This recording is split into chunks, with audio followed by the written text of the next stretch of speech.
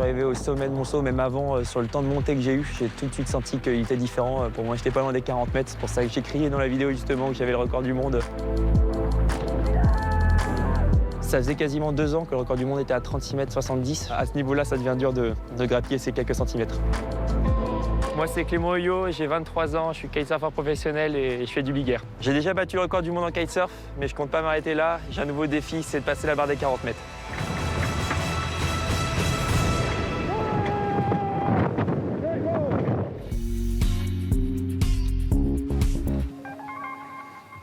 Des vents à 144 km/h et des vagues de 12 mètres de haut. La tempête Ingrid a touché de plein fouet le nord-ouest de la Bretagne avant de se diriger vers l'Angleterre. Ça va être musclé.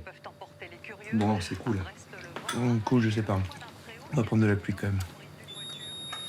Ouais, mais enfin, t'as les conditions que tu veux, donc Ouais. ça devrait bien se passer. Bah, on verra sur place. John vient, donc t'es pas tout seul. Ouais, là, c'est mieux. Sur l'eau, c'est quand même rassurant.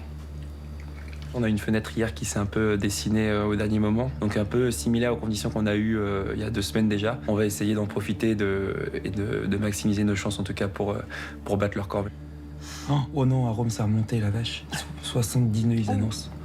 69 à 14h. Le big air, c'est une discipline qui se pratique dans du vent fort, donc on a au moins besoin de 25-30 nœuds. Donc l'objectif, ça va être de monter le plus haut possible, de réaliser des figures, donc des rotations, retirer la planche et faire tourner l'aile en même temps. Et évidemment, l'objectif principal reste d'aller le plus haut possible.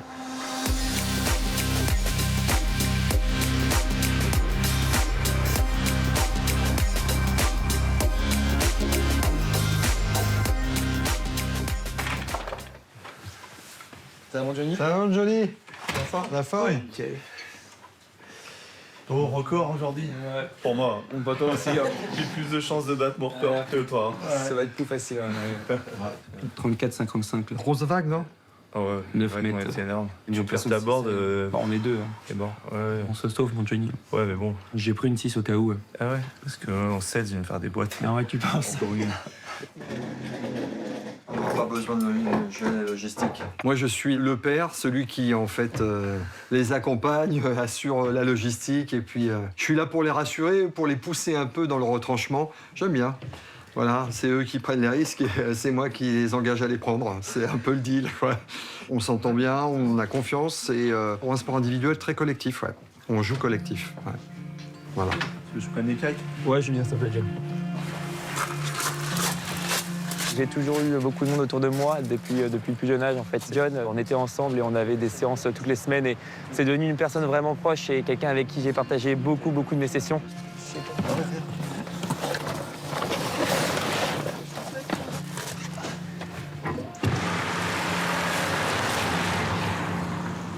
Mon père faisait de la planche à voile.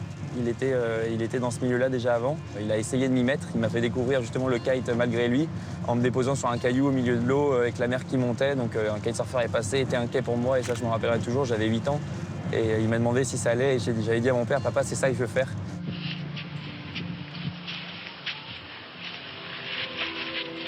On va dire que c'était un peu difficile avant de trouver le kite. J'étais effectivement pas bien dans ma peau, c'était compliqué à l'école. On va dire que ça n'a pas été facile avec tout le monde. J'ai eu des réflexions par rapport à mon poids, à ma corpulence. Quand j'ai découvert le kite, ça a été un peu une révélation. Et donc voilà, c'est comme ça que j'en suis arrivé là. C'est pas par chance, c'est par beaucoup de travail, mais surtout aussi beaucoup de passion.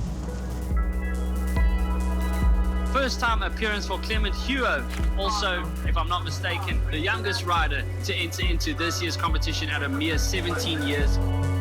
À l'âge de 17 ans, j'ai fait la première compétition et c'était la plus grosse, c'était le King of the Air. Je suis parti en Afrique du Sud justement pendant le lycée. Donc là, ça a commencé, je me suis dit pourquoi pas en faire plus et pourquoi pas essayer d'être dans les prochains et faire le tour mondial et toutes ces compétitions aujourd'hui.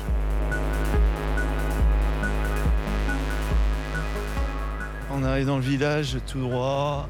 Ouais, ça va être. On va arriver, ça va être hostile. Donc là, on vient de choisir le spot, on va à Pénorce, c'est pas loin de la Torche. Bah, le stress commence à arriver, hein. On est un peu impatient de voir les conditions qu'on va avoir. Il y a des relevés qui sont assez impressionnants. On arrive. Encore quelques mètres. Ah ça y est, j'ai la boule au ventre. T'as vu les coulisses? Ouais, ça va saturer peut-être. Oh là là, Ouais, c'est c'est possible. Mais il y a toujours des, tu vois, les trucs au bord, tu tapes ça suffit largement. Ouais, ça te suffit. En kite, faut pas que ça soit trop onshore, quoi. Ah ouais. On voit pas grand-chose, Ouais, mais là, ça a l'air d'être un Merlot. chantier énorme. Le plan d'eau, il est chaotique. J'adore les conditions extrêmes. Je suis toujours à l'affût de trouver ces conditions et c'est là, dans celle-là que je m'épanouis le plus, en tout cas, et que je prends le plus de plaisir. Est-ce que je vais ouvrir la portière? Est-ce que je peux ouvrir? Oh la vache! Oh.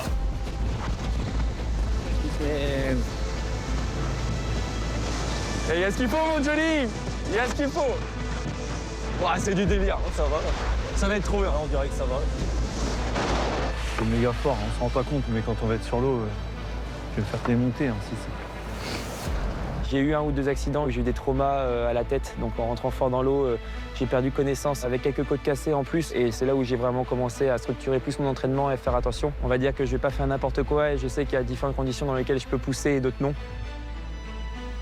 Non, j'ai pas peur parce que j'ai confiance en lui. Il sait ce qu'il fait. Il a toujours été très académique, hein, Clément. Donc ce qu'il fait est exceptionnel, mais il le fait toujours en s'assurant un maximum de sécurité et il respecte. S'il ne doit pas y aller, il n'ira pas. Voilà, en fait, c'est surtout ça. S'il ne doit pas y aller, il n'ira pas. Donc là, j'ai ma montre qui est juste ici. Je vais lancer une application là. Je vais allumer mes capteurs justement qui sont situés sur ma planche. J'en ai mis 2 au cas où si j'ai un problème de batterie ou s'il y en a qui m'ont raté. Là, ça y est, elle est connectée. Donc là, ça se situe comme ça. J'ai les mètres, le nombre de secondes, le temps de session, la vitesse en km/h. J'ai toutes les infos qui sont là. Donc voilà, maintenant il n'y a plus qu'à. L'objectif, c'est nouveau record du monde.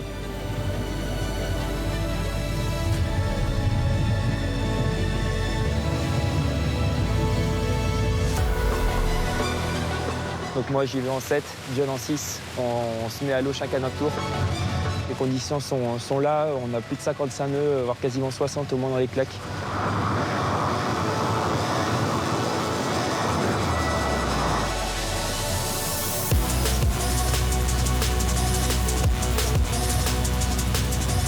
Je sens des grosses rafales, ça monte vraiment fort à des moments. J'essaie de trouver la vague qu'il faut pour justement retrouver cette sensation que j'ai eue il y a 2 semaines. Voilà, tu vois, là, il y a au moins 62. Là, c'est énorme.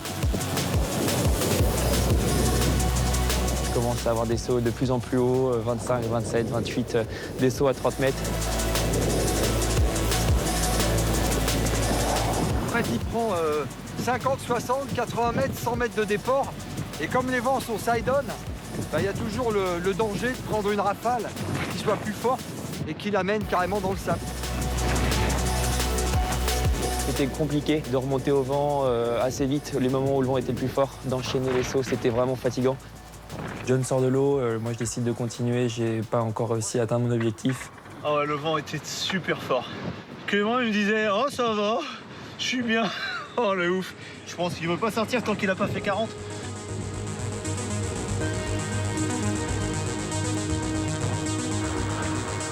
J'ai eu des bons sauts à plus de 30 mètres, 1 à 35.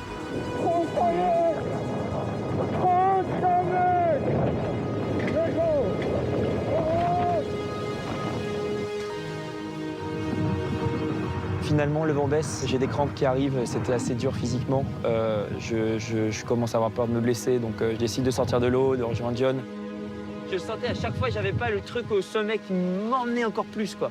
C'était vraiment tellement... Je trouvais que le vent était régulier, c'était tout le temps pareil, tout le temps pareil. Ça me fait chier de partir avec un 35 mètres, par exemple. C'était quand même des bons moments, et quand même eu des bonnes sensations et des bons jumps. Hein. Je crois que c'est la deuxième fois où je saute à ces hauteurs-là de ma vie. Hein. Mais bon, on va attendre la prochaine et on va essayer d'aller un peu plus haut encore. Et on va pas s'arrêter là. Lâche pas l'affaire. Non, je lâcherai pas, non. Essayer de rebattre le record, c'est clairement l'objectif pour les prochaines tempêtes et les prochaines sessions avec du vent aussi fort.